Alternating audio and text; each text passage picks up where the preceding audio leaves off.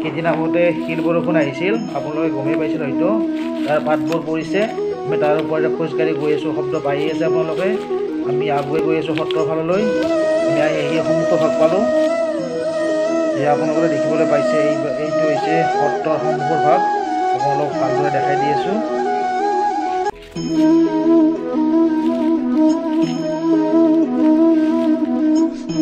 এয়া মই সত্ৰৰ ভিতৰত সোমাই গৈ আছোঁ। আপোনালোকেও মোৰ লগে আহি থাকক, ভাল লাগিব। আপোনালোক মন্দিৰত যাবলৈ সোমাই লৈ আহিলোঁ, ময়ো আহিলোঁ, আপোনালোকে আহি থাকক। দেখাইছোঁ ইয়াত আছে শংকৰদেৱৰ সাঁচিপাত। আপোনালোকে শুনিছিলে শংকৰদেৱৰ সাঁচিপাত। আপোনালোক অলপ পিছত শংকৰদেৱৰ সাঁচিপাত দেখুৱাই আছোঁ। এয়া যে আপোনালোকে দেখিবলৈ পাইছে, এয়া হৈছে চমৰী সত্ৰৰ ভিতৰ ভাগ। আপোনালোক কিছু সময় আগতে বাহিৰৰ ভাগ দেখাইছিলোঁ।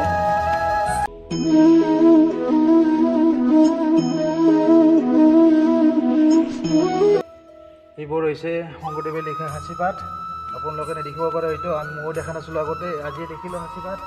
আমি আগতে কিতাপত আপোনালোকে দেখিবলৈ পাইছে, এয়া হৈছে শংকৰদেৱে লিখা সাঁচিপাত। আপোনালোক ভালদৰে চাই লওক।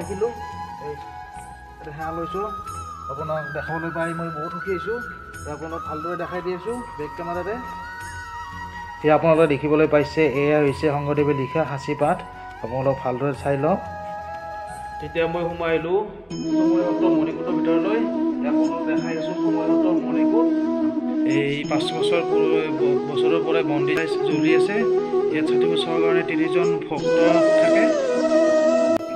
বাপ আপুনি ক'ব নেকি এইবোৰ হেৰিবিলাক মূৰ্তিবিলাক কিমান বছৰ পুৰণি, ধৰ আনুমানিক?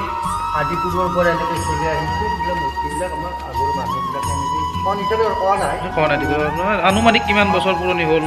400 বছৰ উপৰে। 400 বছৰ পুৰণি হৈছে। আৰু আপোনাৰ এতিয়াও সা সামগ্ৰী আছে বস্তু। হয়, এইবিলাকৰ মানে আদি পূৰ্বৰ পৰাই পাই আহিছোঁ। হয়, আপোনালোকে শুনিবলৈ পাইছে, এইবোৰ আদি পূৰ্বৰ পৰাই চলি আহিছে। আপোনাক দেখাই দি আছোঁ বহুত বছৰ পুৰণি। এই আপোনালোকে দেখিবলৈ পাইছে, এইবোৰ বহু বছৰ পুৰণি। আপোনালোকে এটা এটাকৈ দেখাই আছোঁ।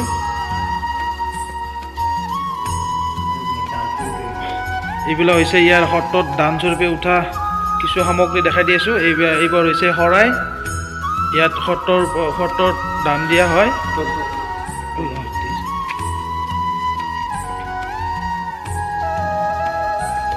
এইবোৰ হৈছে সত্ৰত ব্যৱহৃত হোৱা তাল। আপোনালোকে দেখিবলৈ পাইছে, এইবোৰ হৈছে সত্ৰত ব্যৱহৃত হোৱা তাল। মুখ ভিজোৱা ধৰ নবাইত, যিটো নবাইত আগবঢ়ায়, এইবোৰ পাত্ৰ। এই ডাঙৰ বৃহৎ আকাৰৰ পাত্ৰ। বা আপুনি ক'ব নেকি এইটো কি পাত্ৰ? আমি নাজানো, আপুনি ক'লে অলপ ভাল হয়। এইটো পাত্ৰ মানে আমাৰ সেই আটাবোৰ দিনৰে তাৰমানে তেল থৈছিল। আৰু ইয়াতে মানে সেই বাখাৰ ফুটাই কেনে ঘৰ তেল বুলি এতিয়া মানে আমাৰ ব্যৱহাৰ কৰিছিলে। ঘৰটিতে জ্বলিছিলে। বৰ্তমান সেনেকৈ নচলে। মানে তেলৰ নাট বুলি কয় আৰু। তেলৰ নাট বুলি কয়। বন্ধুসকল, আপোনালোকে দেখিবলৈ পাইছে, এইটো হৈছে তেলৰ নাট। এইটো আমিও নাজানিছিলোঁ, আজিয়ে মই গম পালোঁ। আপোনালোকে হয়তো আজি গম পাব পাৰে, কিছুমান হয়তো গম পাব পাৰে আগতেও। ইয়াতে আমাৰ সেৱা লোৱাৰ পিছত বাপজনে আমাক এইটো হ'ল গকুলৰ মালা দিলে, মালা ল'ব দিলে। আপোনালোক দেখাই আছোঁ। আৰু এটা দেখাবলৈ পাহৰিয়ে গৈছিলোঁ। এইটো হৈছে ইয়াৰে সত্ৰৰ ধৰ্মসূচী। এইটো আপোনাক দেখাই দি আছোঁ, এইটো সত্ৰৰ ধৰ্মসূচী। আপোনাক ভালদৰে দেখাই আছোঁ বেক কেমেৰাৰে।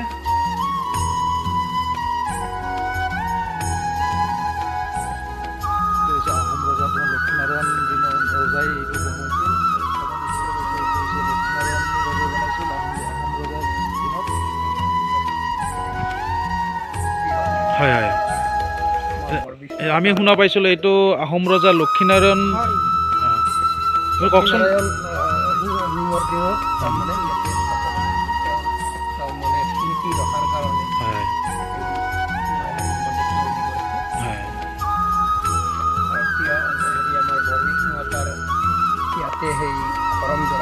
হয়, এই বাপজনে আমাক অলপ প্ৰসাদ দিব।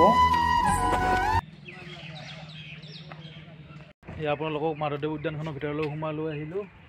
এয়া আপোনালোকে আহি থাকক, মোৰ লগে আহি থাকক। এয়া সোমাই আহিলোঁ। সোমাই আহি আপোনালোকক বেক কেমেৰাৰে দেখাই আছোঁ।